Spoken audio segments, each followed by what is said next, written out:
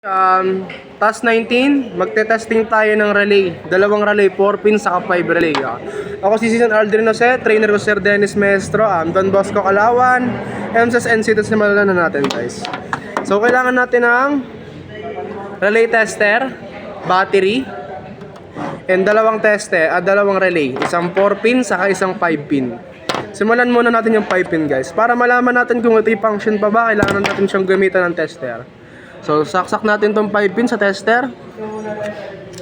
Okay.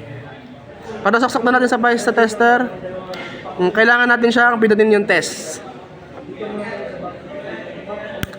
Okay. Pag nakalagay natin siya sa 5 pin, pindutin natin yung test. Mga 10 seconds lang. Okay. 10 seconds lang. Okay, pag okay na, pag may umilaw to ng tuloy-tuloy na kulay green, ibig sabihin functional pa po yung ating relay. Okay? Nag-iilaw siya, yun yung tunog niya guys. Ibig sabihin functional pa. Okay?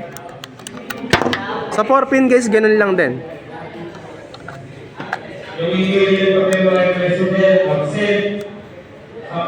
Test. Tapos 4 pin. Okay. Thank you guys.